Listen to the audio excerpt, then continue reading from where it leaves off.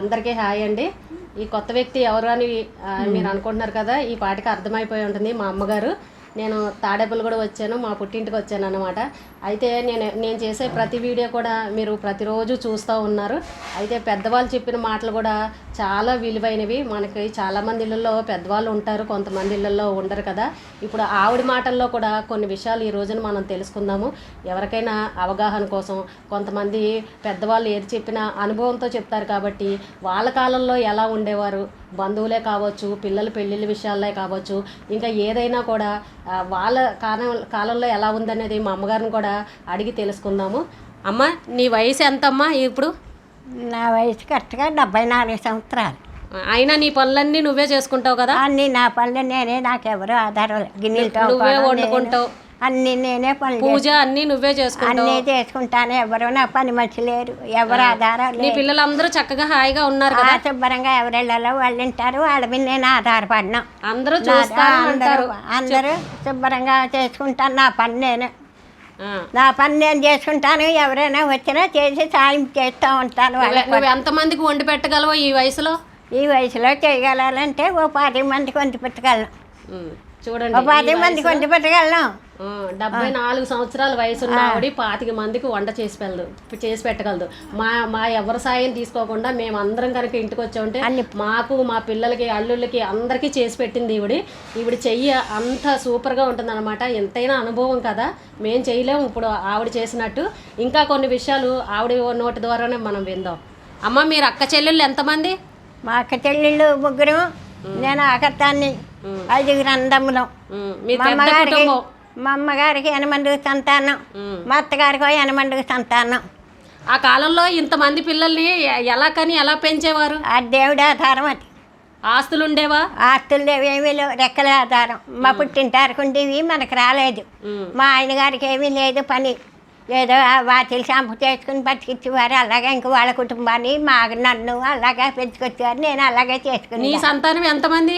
నా సంతానం 4, 6 మనవలు. ఇప్పుడు నాకు.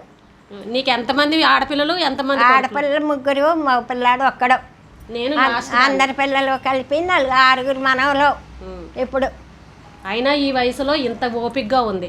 ఇంతమందికి నేనే చేసుకునేదాన్ని. ఇంకా అది ఇప్పటికీ కూడా మీ అన్నయ్యలు వాళ్ళు, మీ పుట్టింటి వాళ్ళు ఎలా ఉంటారు? మీ అందరూ బాగానే ఉన్నారు. 3 అన్నదమ్ములు, అక్క లేదు, పెద్దక్క నేను ఉన్నా. అందరూ కలిసి మాట్లాడుకుంటారా? మాట్లాడుకుంటాం, శుభ్రంగా ఉంటాం. ఎప్పుడైనా వస్తూ ఉంటాం. మా పెద్దక్కకి 90 ఏళ్ళు ఇప్పుడు.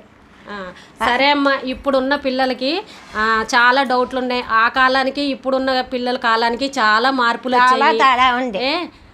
నీకు ఏ వయసులో పెళ్ళి అయింది? నాకు 18వ సంవత్సరాన్ని అయ్యింది. 20వ సంవత్సరానికి 1920వ సంవత్సరానికి కొడుకు పుట్టాడు. మీరు ఉమ్మడి కుటుంబంలో ఉండేవారా? మీరు వేరుగా ఉండేవారా? ఉమ్మడి కుటుంబంలోనే అత్తగారు, మామగారు, 10 మంది మగాళ్ళలోనే ఉన్నాను. ఎంతమంది మరుదులు, ఎంతమంది ఆడపడుచులు నీకు? ఒక్కతే ఆడపడుచు, 7 మరుగులు. అందరికీ నువ్వే చూసుకున్నావా? అన్ని పెళ్ళిళ్ళు, పేరెంటాలు అన్నీ నేనే చేసుకున్నాను. అత్తమామలు గడుపుకోవడం, వాళ్ళని చూసుకోవడం. నువ్వెన్నో కోడలివి?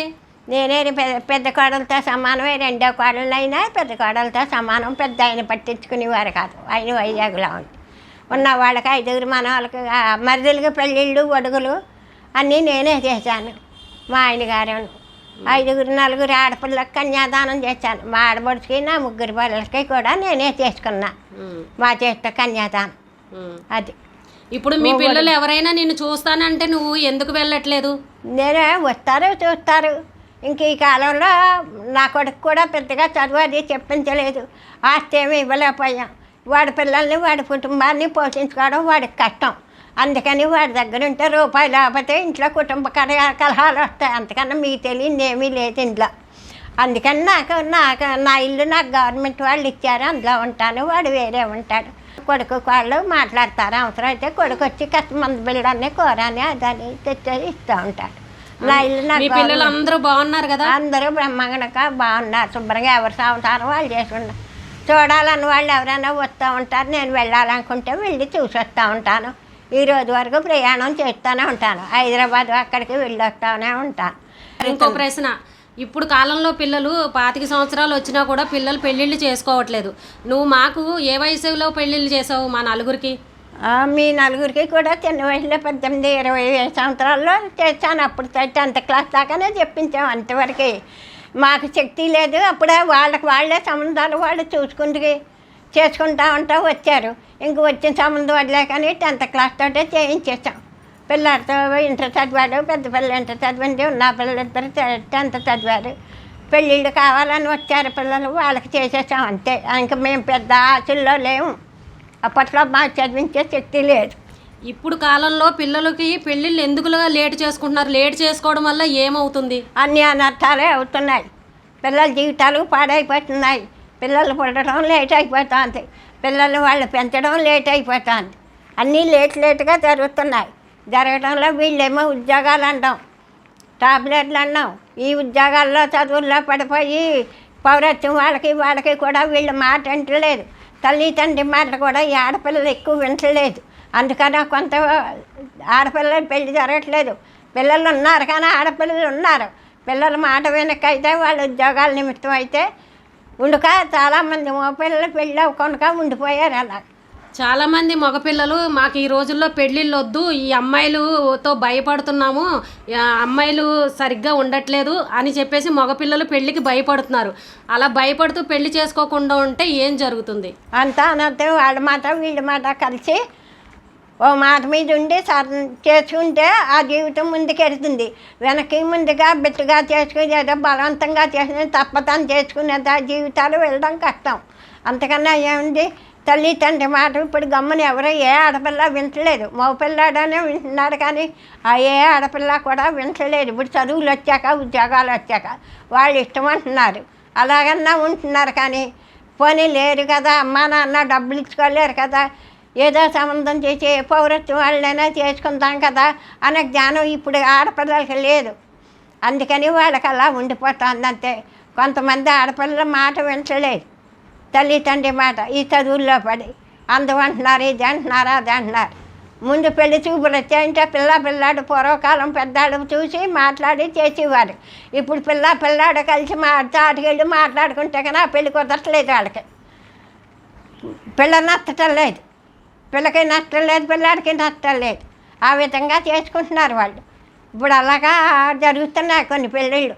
సాంప్రదాయకంగా అమ్మా నాన్న చెప్పారు చేసుకుందాం అని లేదు. ముందర అమ్మా నాన్న మాట్లాడి నేను చేసాక మళ్ళీ వీళ్ళు మంచి చెట్లన్నీ వాళ్ళిద్దరూ సొంతంగా మాట్లాడుకొని అప్పుడు ఒప్పుకుంటున్నారు తప్ప. కానీ మా కాలంలో ఇలా లేదు. అమ్మా నాన్న ఏది చెప్తే అదే వినివాళ్ళ, ఎవరు చెప్తే అదే వినుకుని చేసుకుని వాళ్ళ కనుక ఇబ్బంది లేకుండా పెళ్ళి అయిపోయేది. డబ్బు ఉందని ఆలోచించేవాడు కానీ ఉద్యోగం కాదు. కానీ మేము దేనికి కూడా ఆలోచన పడలేదు. మేము అన్నీ బాగా చేసుక. ఇప్పుడు చాలా ఇబ్బంది అయిపోతుంది ఆడపిల్లలకి చేయడం.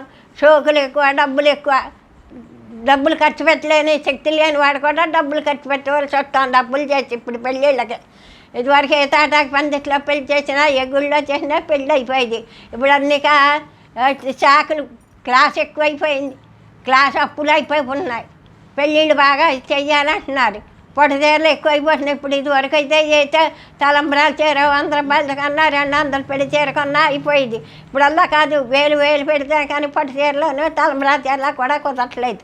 అంత క్లాస్ పెళ్ళిళ్ళు అయిపోయి లేవలేని వాడు, లేచిన వాడు, చేయగలిగిన వాడు, చేయలేని వాడు కూడా ఈ రోజుల్లో పెళ్ళిళ్ళకి చాలా ఇబ్బంది పడిపోతున్నారు. డబ్బుకి ఇబ్బంది పడిపోతున్నారు, దీనికి ఇబ్బంది పడిపోతున్నారు, పెళ్ళి కుదర్చడానికి ఇబ్బంది పడిపోతున్నారు. ఈ పిల్లలతో ఈ కాలం పిల్లల చదువులు ఎక్కువైపోయి లేని పిల్లలు కదా, అయ్యో ఏదో చూద్దాం, ఏ పౌరత్వం వాళ్ళ చూద్దాం, ఇది అది అంటే కూడా ఎవరు ఒప్పుకోవట్లేదు. పిల్లల ఇష్టమే ఎక్కువైపోయింది, ఆడపిల్లల ఇష్టమే ఎక్కువైపోయింది. ఇప్పుడు చాలామంది తల్లిదండ్రులని పిల్లలు చూడట్లేదు, వృద్ధాశ్రమాల్లోనూ అక్కడ వేస్తున్నారు, లేదంటే వేరుగా ఉంటున్నారు. ఇప్పుడు ఈ కాలం పిల్లలు తల్లిదండ్రులని చూడకపోవడానికి కారణం ఏంటి? పిల్లల దగ్గర తల్లిదండ్రులు ఉండాలా, లేకపోతే వాళ్ళు వేరుగా ఉండడం మంచిదా? వేరుగా ఉండడం మంచిదా అంటే అది చెప్పలేను. పిల్లల దగ్గర ఉండడమే మంచిది. కానీ లేచినా లేకపోయినా మందు బిల్లు ఇచ్చినా ఏం చేసినా వాళ్ళు బాధ్యతగా తల్లి తండ్రిని చూసే బాధ్యత వాళ్ళకి జ్ఞానోదయం ఉండాలి. వాళ్ళ పిల్లలు పుడుతున్నారు కదా, వీళ్ళకి ఎవరు చూస్తారు? ముందర డబ్బులు ఉన్నా కానీ మందు బిల్లు తెచ్చేవాడు ఉండాలి కదా. ఆ పరువు మర్యాద, ఆ మంచి చెడ్లు దేవుడు అభిమానంగా చూస్తారు. వాళ్ళని చూసే బాధ్యత తల్లి తండ్రికి, కొడుకులకి కోడలకి బాధ్యత తప్పదు. చూడాలి ఏమైనా సరే.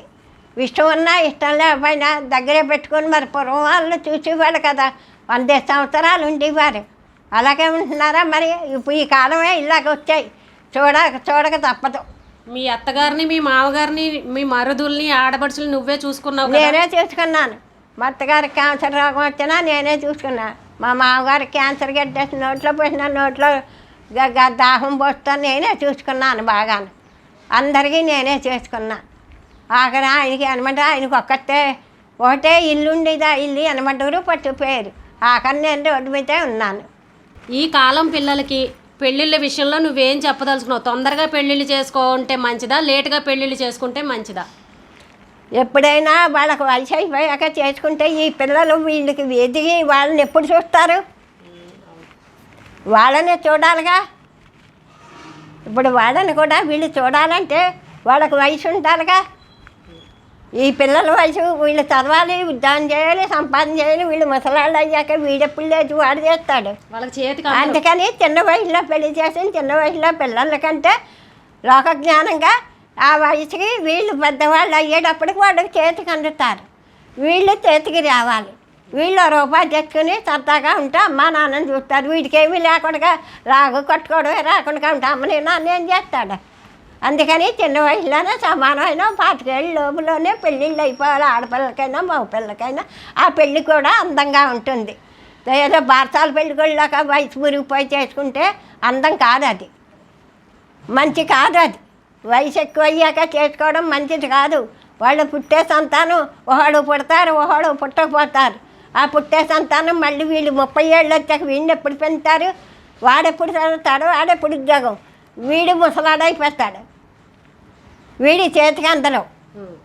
చిన్న వయసులో పెళ్ళి సమంగా 20 ఏళ్ళు లోపు చేసుకుంటే పెళ్ళిళ్ళు పిల్లలు మంచిగా ఉంటారు, ఎదుగుతారు. వాళ్ళ మంచి చెట్లు వీళ్ళు చూడగలుగుతారు తల్లి తండ్రి.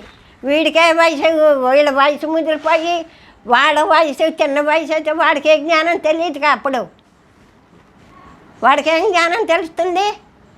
అందుకని చిన్న వయసులో సమానంగా 20-25 ఏళ్ళ లోపులోనే ఇప్పుడు పెళ్ళిళ్ళు అవ్వడం మంచిది. పెద్దవాళ్ళ మాట విని ఆడపిల్లలు కూడా మాట విని ఏదో సమంగా లేనివాడు కూడా సమైన మా పెళ్ళిళ్ళు చేసుకుంటే డబ్బు ఖర్చు పెట్టడానికి ఎక్కువ కాకుండా కానీ కష్టసుఖాలు, కుటుంబ కష్టసుఖాలు, అమ్మా నాన్న కష్టసుఖాలు చూసి వాళ్ళ ఆదాయాన్ని బట్టి వీళ్ళు పెళ్ళిళ్ళు చేసుకుంటే మంచిది. కానీ చోగులకి అందాలకి దానికి వయసు ముదిరిపోయి 30 ఏళ్ళు వచ్చి 40 ఏళ్ళు వచ్చి ఇంటపడి ఉండడానికి మంచిది కాదు. అది చూశారు కదండి. 74 సంవత్సరాలు ఉన్న ఈవిడ చిన్న వయసులో పెళ్లి చేసి ఆవిడ ఎంతమంది కుటుంబాన్ని నెగ్గుకొచ్చిందనేది ఆ కాలం మనుషులు మనం చూసాం. కానీ ఇప్పుడు కాలంలో వాళ్ళైతే ఈ విషయాలన్నీ అసలు ఎవరు పట్టించుకోరు. వాళ్ళు చేసే ఓపికలు కూడా లేవు. ఇంకా ఇలాంటి పెద్దవాళ్ళ దగ్గర మరికొన్ని విషయాలు మరొక వీడియోలో తెలుసుకుందాం. ఈ రోజుకి ఇదేనండి. రేపు మళ్ళీ ఒక మంచి వీడియోతో మళ్ళీ కలుద్దాం.